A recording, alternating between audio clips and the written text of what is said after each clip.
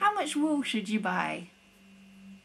Hey, it's Pam from BenMcFuzzylugs, and it's a Wednesday, so it's another needle felting supplies and equipment tutorial. Every Wednesday I make videos like this, so if this is something that interests you, please don't forget to come back every Wednesday and hit subscribe down below. So the other day on my purple wool review video, I got a message asking how much was in this. And this is a really great question because it's hard to know how much wool to order at a time. So I thought I would just show you some different packs of wool and show you how the volume of what you're getting really varies on the type of wool. So as we said before, this is a carded bat of merino wool. Because it's carded, the fibres are quite fluffed up so that it takes up more volume, there's more air in it than the amount would be if it was felted out. And this pack is actually a 200 grams pack of wool.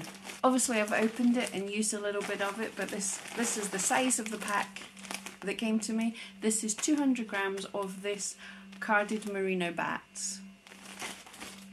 In a very similar size bag that I've also opened and used some of, this is actually 400 grams of Goatland fleece. So as you can see, the 400 grams is packed in about the same size as the 200 grams.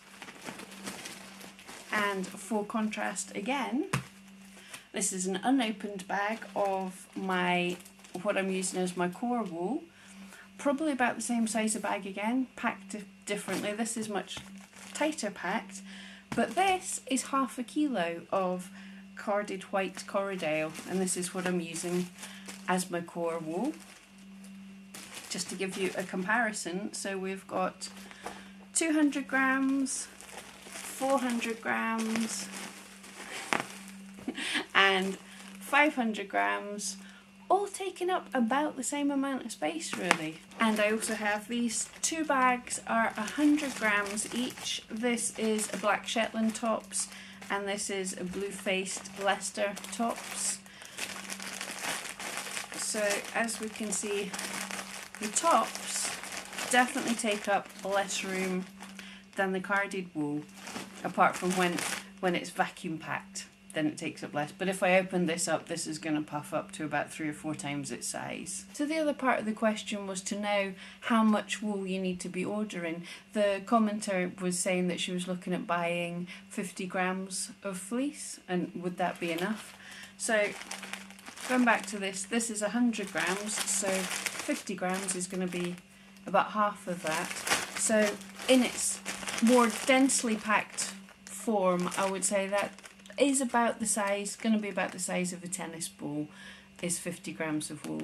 And that is enough to make a few projects, especially if you're using it as tops, just top dressing over a core wool, then you're going to be able to get quite a few projects, small projects, out of 50 grams.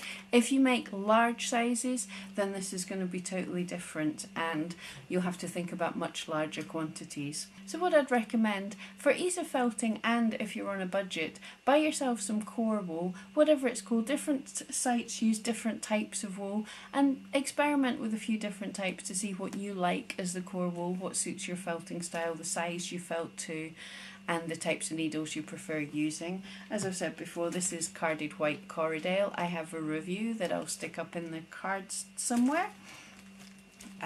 I find this really good value, and it's great to make a nice firm base for your sculptures. Then you can buy a much smaller quantity of the more expensive tops or roving or whatever it's called in your area, and also it means you can just have 1 or 2 colours of core wool. I tend to have a black and a white, and so if I'm making a light coloured sculpture, then I'd use the white. If I'm making a dark coloured sculpture, I'll use the black, and then top dress it, just do a thin layer of whatever colour you want on top of it.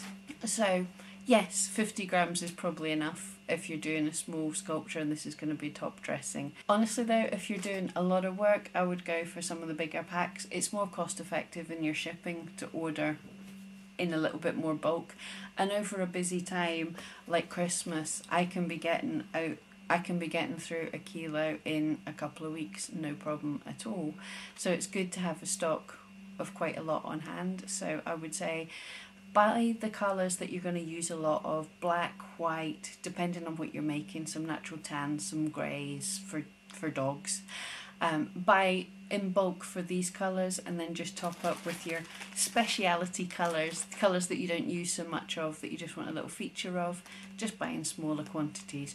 It's much easier to store as well because I've got wool coming out of my ears. Anyway, I hope this helped you all a little bit to get an idea, a visual representation of what different amounts are like, going from your 100 grams to your half a kilo. It's quite a difference, but not always as much as you think.